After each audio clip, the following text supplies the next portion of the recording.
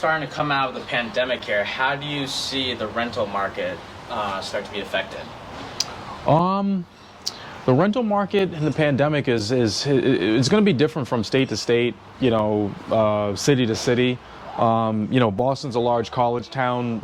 Primarily the way we're affected is by what the colleges do, what some of the local hospitals do. That's our industry here. Harvard University, MIT, BU, BC, Northeastern, a lot of big schools here. So what they do, has a big effect on, the rental market. When they kind of shut things down, it kind of affected things as a whole. Some of the bigger landlords or student landlords, and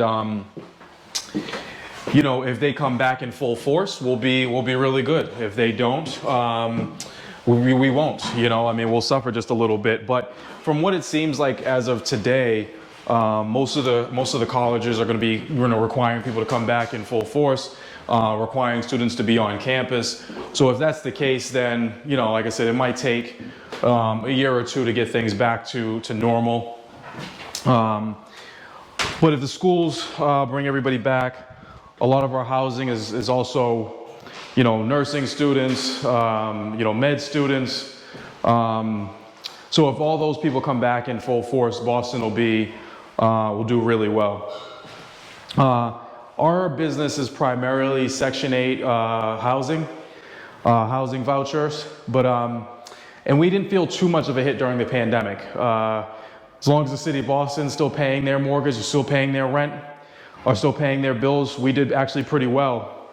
And that was the case. We're seeing some, difference in terms of the amount of tenants who are searching for properties right now or searching for rentals. We have several vacancies that would normally been filled up a lot faster, but we're seeing that they're taking longer to get filled up right now. Not entirely sure why that is, but we suspect it has something to do with the pandemic. So overall, it really depends on what market you're in. It really depends on what state you're in, what city you're in, and what is the driving economic forces for that city.